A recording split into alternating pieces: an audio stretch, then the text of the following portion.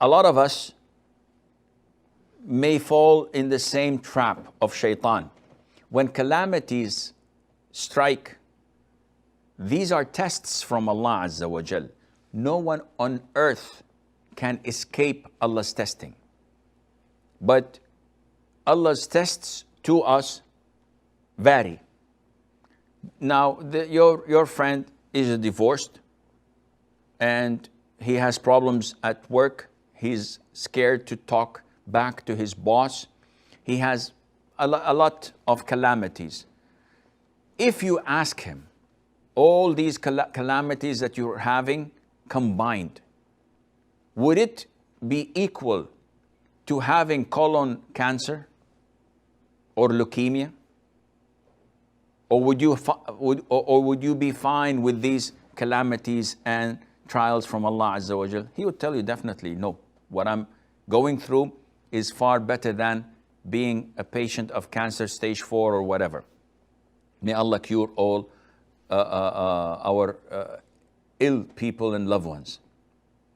If you ask him, are these calamities okay, or would you rather be in Africa suffering from drought and famine, or maybe be in Syria being bombarded by the Russian army or by the tyrant forces, being killed, being displaced, having to migrate, suffering from hunger.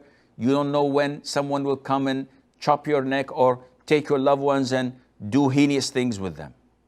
He would say, no, what I'm having is far greater.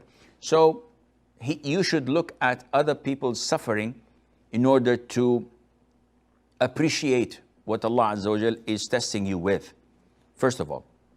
Second of all, what he is suffering from is due to lack of tawakkul, which means trust, dependence, and reliance on Allah Azza wa Jal. When we don't have this trust in Allah, when we do not depend on Allah, everything scares us. And this is why the Salaf used to say, whoever fears Allah, Allah will make everything else afraid of him. And whoever fears other than Allah, Allah would make everything intimidate him and make him afraid. So when you trust Allah, when you depend on Allah Azza wa Jal, when you know that Allah is your protector, your provider, you don't fear anyone else. You would have guts. I understand that people differ and we may be a bit reluctant, a bit hesitant to speak to others. No one can, out of the blue, enter a masjid and give a khutbah of Jum'ah. Maybe 1 in 1,000. And the rest would be intimidated. Some people would go and try to give khutbah Jum'ah and faint, as they have reported. People coming and saying, Alhamdulillah, wassalatu wassalam, Rasulullah, and they faint. It's too much for them.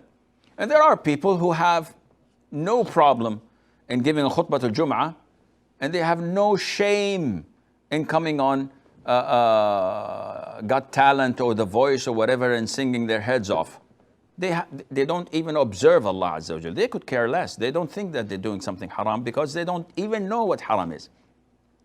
Therefore, my advice to your friend is, first of all, to sit with himself, acknowledge Allah's favors and blessings upon him that are numerous and without count. You cannot count them. Secondly, to trust Allah, to put all of his dependence and reliance on Allah Azza wa Jal.